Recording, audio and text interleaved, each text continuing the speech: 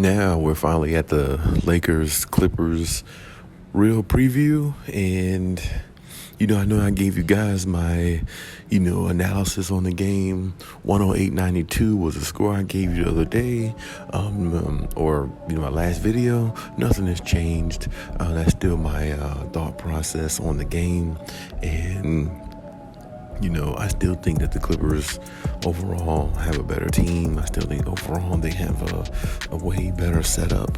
And overall, I think they're just better all the way around. One thing, LeBron mentioned in the loss against Golden State was that the Lakers don't have any shooters. And it's like he was really, putting emphasis on that and basically throwing the Lakers front office under the bus the way he responded in the interview after the game against the Warriors, because it's like, dang, you know what I'm saying? Like, LeBron knew that before he stepped on the floor with this team. LeBron knew that they ain't had no shooters. LeBron knew they weren't that good of a team. But, LeBron tries to push for a lot of things sometimes, and it doesn't necessarily work out that way. And, Rob Pelinka and the rest of the team didn't see that. So now, they got a bunch of younger guys in there. They got younger, but they got younger with no shooters. They were an old team last year, with not that many shooters. And now they're a younger team with no shooters. And it's like, dang, the Lakers seem to be, in a rut, if you ask me. And now it could get possibly even worse, unless the Clippers slip up tonight, or slip up in tonight's game or something like that. It could be worse. But, of course the Lakers could possibly pull out a victory against the Clippers or something like that. But even still, to me, it really doesn't matter too much, because in the long run, the Lakers really just don't look like a team that can contend for a championship to me. You got Russell Westbrook, I don't know. The Lakers just don't look like a championship team going forward in any type of way to me. And, now, as I said, they got to play the Clippers. And, I've been listening to reports and stuff like that, ESPN, all the other places. The Lakers, Anthony Davis stays healthy, they'll be fine. If LeBron stays healthy, they'll be fine. And, Russell Westbrook, all this other stuff. But, that's not as easy as people make it seem, because if that's the case, then the Lakers, which should have been better last year, they had 2 out of 3 of those superstars on the floor most of the season, or a lot of the season, So, and they still couldn't find a way to at least make the play-in tournament. So, it's a crazy situation for the Lakers, because a lot of people still have expectations of them, but there really should be none. I can remember looking at Undisputed, and Lil Wayne was on there about a few weeks ago, I think, or something like that, and he said he think the Lakers could be good as long as Anthony Davis stay healthy. And and Lil Wayne's not the only person that thinks that. There's a lot of people in the media that thinks that. But what you just saw against the Warriors kind of will dictate what the outcome of that is. Just because they got those 3 superstars, on their roster, they don't have a good nucleus around those superstars. They don't have the supporting cast. Lonnie Walker IV, he's okay. He's young, but he can't really shoot like that.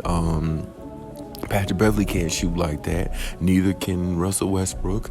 LeBron James and Anthony Davis can get hot from the 3, but they're really not shooters like that. And then on top of that, like I said, LeBron's getting older. He still can put up points and all that stuff, but a lot of his points might come in garbage time, or a lot of his points might come, in a lot of games this season when they're down by 20 or 30 points. And going against the Clippers tonight, well, that could be possibly one of those situations where you could be down 15, 20 points.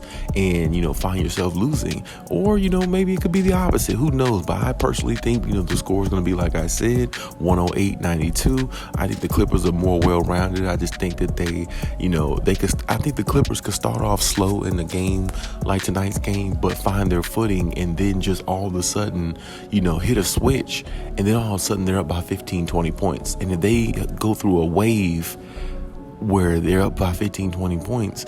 Well, how will the Lakers react? Will the Lakers react to that in a good fashion, or will the Lakers fold like they did against the Warriors? Because, like I said, when teams hit the Lakers with those, maybe 15 to 14 to 1 runs or something like that, can the Lakers counteract that? Because other teams can counteract what the Lakers are doing, that's for sure.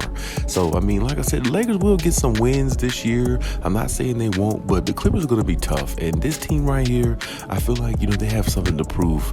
And, Kawhi coming back and everything, the fact that he's just, all in and coming back and, he's out there and, the fact that I'm looking at him play, it's really exciting to see that my favorite player, Kawhi Leonard, is actually going to be on the floor, opening game against the Lakers, big game. And, a lot of nervousness, getting ready to, watch him play and everything like that, and just watching this team and how they're going to put all this together. It's going to be a sight to see with this team and what they can really do and what they can accomplish. The accomplishments they can have is great. It really can be. So it can definitely start tonight against the Lakers. As I said before, when it's a rivalry, I'm never surprised either direction a rivalry goes, because either team can always win a rivalry game. But I just think that I don't know if the Lakers would be able to top the Clippers, because even if the Clippers struggle, they got so much more talent on the bench all the way around as a team. They're good as a unit, and on top of that, they got a way better head coach in Ty Lue. The Lakers got a rookie head coach in Darvin Ham, and they're expecting to run this operation at the highest level possible. And I don't really think so, because that's the reason why I said a lot of people looking at the Lakers as a contender if the AD is healthy, but that AD doesn't make all the world difference. They don't have the defense to stop a lot of people at times, and they don't have the shooting to stop a lot of people at times, during the course of a game. So to me, that's going to hurt them, and in the long run, it could hurt them a whole lot. At best, they might find themselves as a 6-7 seed, making the play-in tournament. I personally think, a la Shannon Sharp, he said the same thing. I personally see the same thing in their play, and I don't see anything any different. And I just think tonight, against the Clippers, they might find themselves 0-2. Of course, they like to try to find themselves 1-1, getting a victory against the Clippers. But, hey, like I said, they play the Clippers probably 2 or 3 more times this season after tonight.